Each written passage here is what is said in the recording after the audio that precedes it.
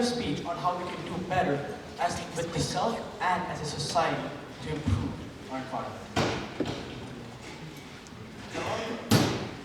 I have a question.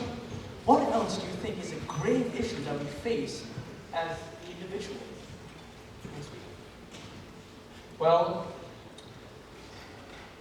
I would say it's not only in Sweden, it's all over the world, and it's within us. It's the inability to relate. It's not being able to find your true identity, your true belief. And that is why, coming up, a dashing, handsome stallion finding his way to the stage and his true identity, Ali.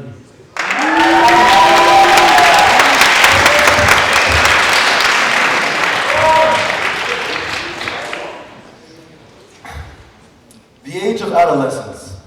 Right now, that is the most crucial phase of our lives. Everyone and everything we interact with will impact the way we behave and approach the rest of our journeys.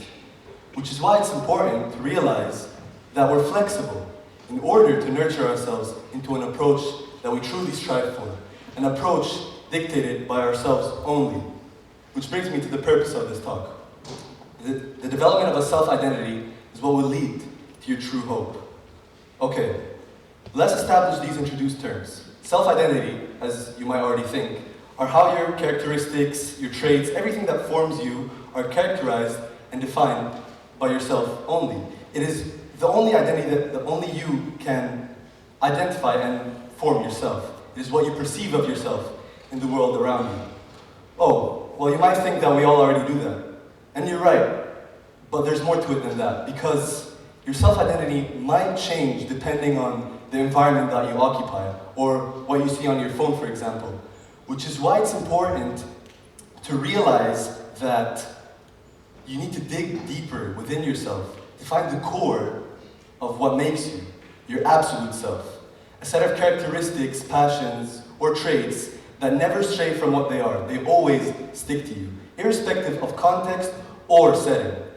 And once conquered, you can use your absolute self to begin the process of striving, the process of true hope. And so, true hope, the self-generated aspirations and desires for things to happen. What these things are is purely up to you. But once you've realized the core parameters that make you who you are, you'll begin to truly believe in something that you truly hope for. And not only will you hope for it and believe in it, you'll begin to realize that they're tangible achievements. Okay, let's just dial down for a moment and just imagine a scenario. You're in your adolescent period of your life and you're going to school,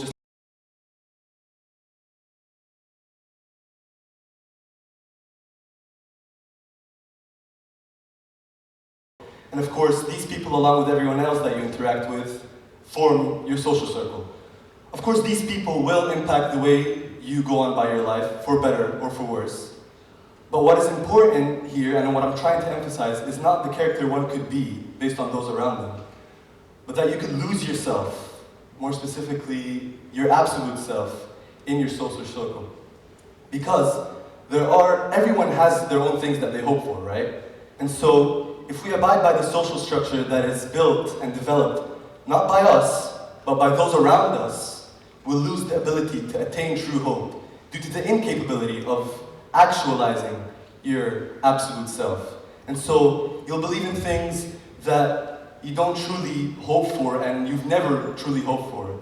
And then it might be too late to change your approach in life, and that's how it goes. So the resolution for this is to find your absolute self in this time of monumental development.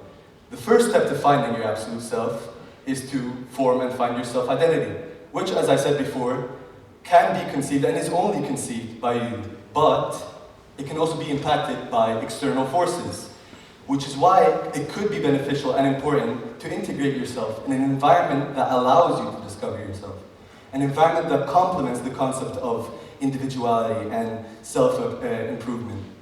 Whether it be the people you're with, the videos you watch on your phone, or the room you sleep in. If it's oriented with the aim to discover, you'll be increasing your chances of actualizing your true self. And so, once this orientation is done, it's only a matter of time before it presents itself in front of you. And to be clear, your absolute self and the parameters and the traits that make it up aren't necessarily something that you haven't known. You could be doing them on a regular basis, for all you know. The significance is in realizing that that makes you, you. And so having complete self-awareness of your character, and therefore your full navigation of your dreams and hopes. And as I said before, you'll come to know that they're attainable and that they are within your grasp. And so, I still haven't found my absolute self yet, and I continue to try, but I do believe that this is the single aspect that distinguishes a person with true hope and a person just merely accommodating their environment.